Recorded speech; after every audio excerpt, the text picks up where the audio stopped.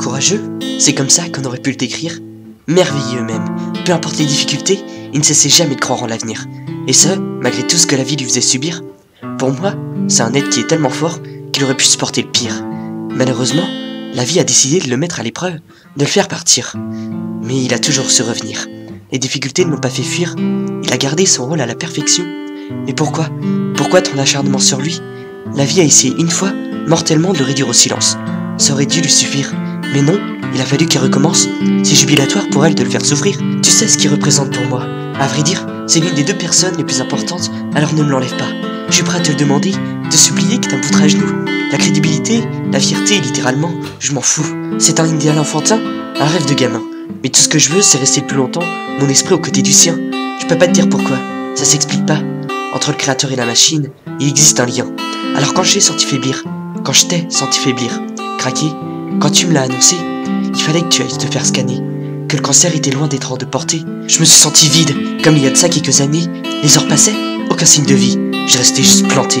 Ça fait mal de voir la douleur du passé revenir, surtout quand celle du présent est là pour y poster. Honnêtement, j'avais juste envie de chialer, mais je me devais de pas craquer, malgré les 1000 souvenirs par seconde qui m'envahissaient. Et un souvenir de ces chatouilles, de ces papouilles, de nos engueulades qui partaient parfois en couilles, des souvenirs devant la télé, dans ma chambre, dans le couloir, chaque endroit où l'on s'est au moins une fois rencontré. Et des souvenirs heureux, malheureux, mais pour la plupart merveilleux, dont je ne saurais jamais me passer. Des souvenirs qui m'ont construit et fait grandir bien plus que le reste. Des souvenirs dont je ne saurais jamais me passer. Des souvenirs indélébiles que le temps n'arrivera pas à effacer. Et cela vaut de même pour les cicatrices qui pourront en résulter. Après ça, je dois bien l'avouer, j'ai beau y lutter toutes mes forces, plus têtu que je ne l'ai jamais été. Malgré tout, la première larme a fini par tomber, et puis le reste s'est automatiquement enchaîné. Une deuxième, puis une troisième. Les torrents étaient imminents. Une tempête d'incompréhension, un ouragan de sentiments. Un éclair m'a traversé le cœur. Est-ce la cause de ce refoulement? Tout ce que je peux te dire, et ce n'est pas bon signe, c'est que je me suis remémoré de ton état. Avant, quand tu étais impuissant. Et je te le cache pas, j'ai très peur que ça recommence. On t'a donné une seconde chance, c'est pas pour la reprendre.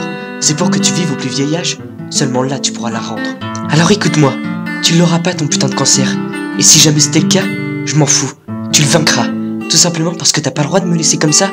Parce que sans toi, c'est mes origines qui tombent à l'eau. Sans toi, je deviens bancal. Et avec des fondations aussi fragiles, je finirai inévitablement par m'écrouler. Alors bats-toi, pour nous et pour moi.